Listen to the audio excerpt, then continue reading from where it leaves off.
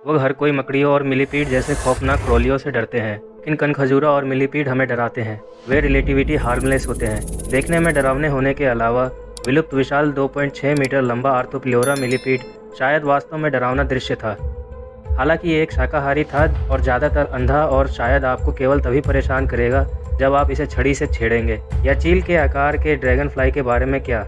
विलुप्त मेगान्यूरा अपने विशाल आकार के कारण कुछ लोगों के लिए डरावना हो सकता है, लेकिन ये तब तक हार्मलेस होता है जब तक कि आप प्रीहिस्टोरिक मच्छर नहीं होते। लेकिन इसका मतलब ये नहीं है कि पृथ्वी के अतीत में भयानक और खतरनाक जीव नहीं थे, और कुछ की हमें वास्तव में खुशी होनी चाहिए जो विलुप्त हो गए हैं। आज के एलिगेटर इंसान के लिए समस्या बन सकते हैं, लेकिन तभी आप उनके भूखे होने पर उनके रास्ते में आ जाएं। इन क्या एलिगेटर्स के पूर्वज क्रोकोडिलियन डायनासोरस विलुप्त नहीं हो गए थे? हमारे पास शायद आज से निपटने के लिए कुछ अधिक डरावना है। क्रोकोडिलियन डायनासोरस मगरमच्छों के राजा के रूप में भी जाना जाता है। डायनासोरस मॉडर्न मगरमच्छों से काफी मेल खाता है और लगभग 82 से 73 मिलियन वर्ष पहले ग्रह पर घूम रहा था। मॉन्स्टर एलिगेटर 12 से 15 मीटर तक बढ़ सकता है, लंबा और 4300 किलोग्राम तक वजन का। इसके मुंह में 40 से 44 दांतों के साथ एक बड़ी यूनिक आकार की खोपड़ी थी। डायनासोरस के मुंह में सभी दांत बहुत मजबूत थे। हड्डी को कुचलने के लिए पीछे की ओर छोटे गोल कुन दांत और मांस को चीड़-फाड़ करने के लिए सामने की ओर तेज 8 इंच लंबे दांत थे। ज्यादातर हिस्से के लिए इसके दांत अपने शिकार को पकड़ने के लिए बनाए गए थे। मॉडर्न सॉल्ट वाटर के मगरमच्छों को किसी भी जिंदे जानवर के सबसे मजबूत काटने के लिए दर्ज किया गया है। भयानक मगरमच्छ डायनासोरस की आकार की तुलना में मॉडर्न एलिगेटर से करें तो इस जानवर के पास लगभग 23,000 psi जितना बाइट फोर्स हो सकता है। वो बाइट फोर्स शक्तिशाली टायरानोसोरस रेक्स से भी अधिक है। तो एक नया अनुमान 12,814 psi डालती है। डायनासोरस के जबड़ों में फंसी किसी भी चीज से दूर होने में कठिन समय होगा। इन मॉडर्न एलिगेटर्स के पास भी एक स्पेशल मूव होती है जो डायनासोरस से विरासत में मिली है, जिसे डेथ रोल कहा जाता है, जहां अपने शिकार को अपने जबड़े में जकड़ने के बाद यह एलिगेटर अपने शिकार को डिसेबल या डिसमेंबर करने के लिए एक पूर्ण शारीरिक ट्विस्टिंग मोशन का उपयोग करेगा। क्या तुम आखिर नहीं हो? लेकिन प्री हिस्टोरिक टाइम में पानी में और भी कई डरावनी चीजें थी।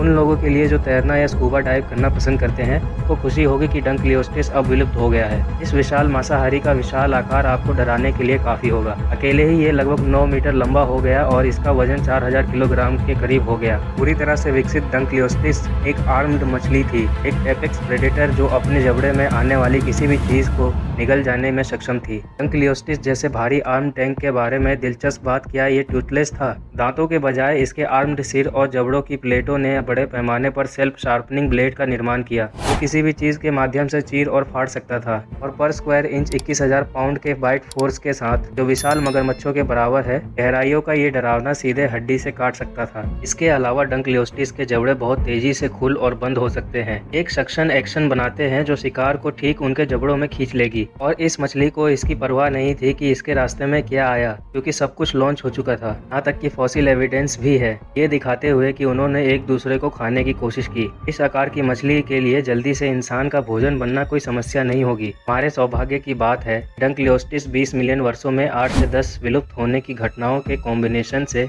76% प्लेनेट स्पीसीज के साथ विलुप्त हो गया, जिसे लेट डेवोनियन एक्सटिंक्शन कहा जाता है।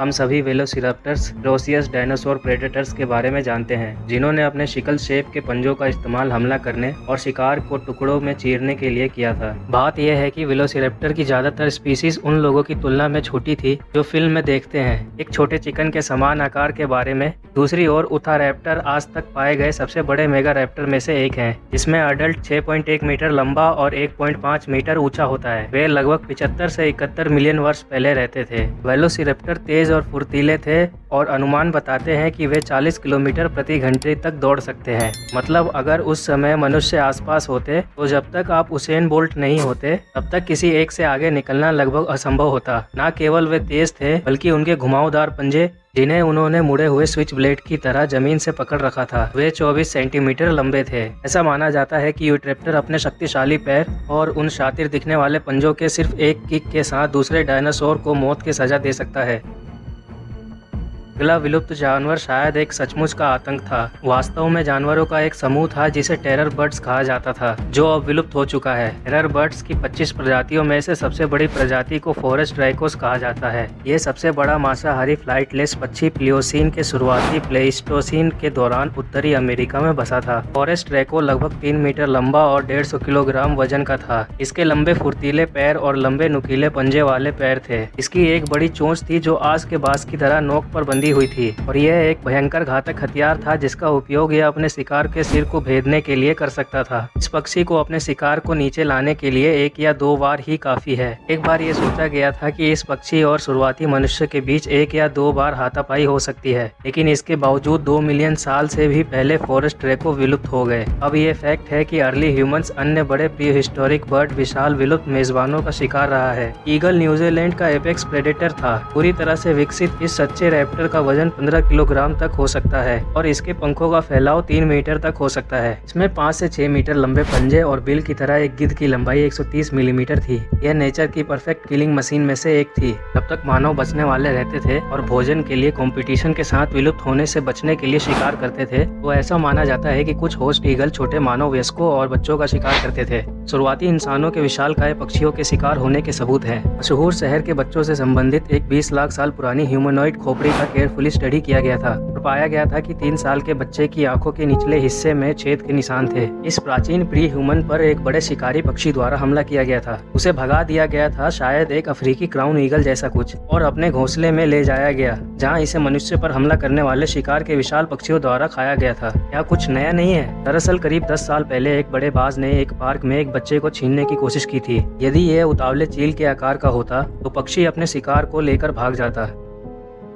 ज्यादातर लोग सांपों को पसंद नहीं करते, लेकिन ज्यादातर सांप तब तक हार्मलेस होते हैं जब तक कि वे जहरीले ना हो या आपको खाने के लिए काफी बड़ा हो। दुर्भाग्य से एक विशाल सांप द्वारा कभी कभी मनुष्य को खाना अभी भी होता है। सुदूर जंगलों और वर्षा वनों में अजगर और एनाकोंडा विशाल हो सकते हैं, लेकिन इनमें से कोई भी अजगर नहीं है। एनाकोंडा टाइटेनाबुआ जितना बड़ा हो सकता है, एक विशाल प्लस साइज का सांप जो लगभग 58 से 60 मिलियन वर्ष पहले रहता था। और हमें शुक्रगुजार होना चाहिए कि टाइटेनाबुआ विलुप्त हो गया है, क्योंकि सब कुछ उनके मेनू में था। यह मछलियों, कछुओं और विशाल मगरमच्छों जैसे चीजों का शिकार करता था। फॉसिल मेजरमेंट से पता चलता है कि यह विशाल सांप 13 मीटर लंबा हो सकता है और एक गाइड के रूप में मॉडर्न अजगरों के लंबाई वजन अनुपात का उपयोग करते हुए अनुमान लगाया गया है कि टाइटेनाबुआ का वजन लगभग 1.3 टन हो सकता है। कुछ वैज्ञानिकों को नहीं पता कि यह सांप इतना विशाल क्यों था, लेकिन कुछ का मानना है कि यह आज की तुलना में तापमान 10 डिग्री ज्यादा था और यह प्रोबेबली जलवायु परिवर्तन था जो इसके मरने का कारण बना। सही बता रहा हूँ। हम सभी को खुश होना चाहिए कि टायरानोसोरस रेक्स अब विलुप्त हो गया है। यह जुरासिक पार्क की फिल्में थी जिन्होंने हमें सबसे अच्छा विचार दिया। पूरी तरह से विकसित इन राक्षसों में से एक के साथ आमने सामने आना कैसा होगा। टी-रेक्स 40 फीट लंबा और 12 फीट ऊंचा हो सकता है।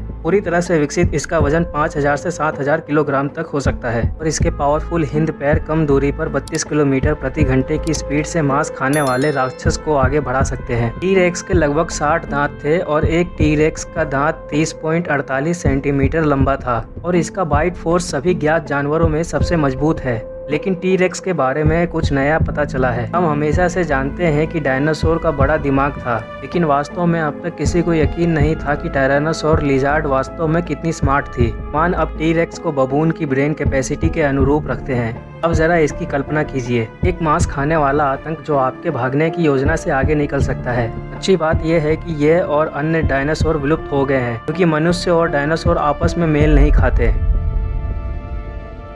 शेर और बाघ कुछ लोगों से निपटने के लिए काफी डरावने होते हैं, लेकिन अगर स्माइलोडोन अभी भी आसपास होते तो इंसानों के साथ संघर्ष करने के लिए एक और बड़ी बिल्ली होती है। स्माइलोडोन शायद सबसे मशहूर प्रीहिस्टोरिक जानवरों में से एक है और अपने 11 इंच लंबे सामने वाले दांतों के लिए जाना जाता है। पूरी तरह से विकसित उनका वजन लगभग 160 से 280 किलोग्राम था और 1.8 मीटर लंबा था। बात यह है कि कोई भी पक्का नहीं जानता है कि यह बड़ी बिल्ली उन लंबे नुकीले दांतों का उपयोग कैसे करती है कि स्माइलोडोन में मॉडर्न शेरों की तुलना में एक डरावना काटने वाला प्रेडेटर है। हालांकि एक विचार यह है कि उनके पास अविश्वसनीय रूप से मजबूत गर्दन की मांसपेशियां थी और वे अपने लंबे सेवर दांतों को अपने शिकार के मांस में डुबो सकते थे। और रिकॉर्ड के लिए स्माइलोडोन और शुरुआती इंसान शायद अक्सर एक दूसरे से टकराते थे क्योंकि बड़ी बिल्ली लगभग 10,000 साल पहले विलुप्त हो गई थी। हम जानना चाहते हैं कि आप क्या सोचते हैं, स्माइलोडोन ने सेवर दांतों का उपयोग कैसे किया? या हमें यहाँ एक विलुप्त जानवर याद आया? कमेंट करके हमें बताएं। अगर आपको ये वीडियो अच्छा लगा तो हमें लाइक करें और सब्सक्राइब करके यहाँ बने रहना सुनिश्चित करें ताकि आप कोई वीडियो मिस ना कर पाएं। देखने के लिए धन्यवाद।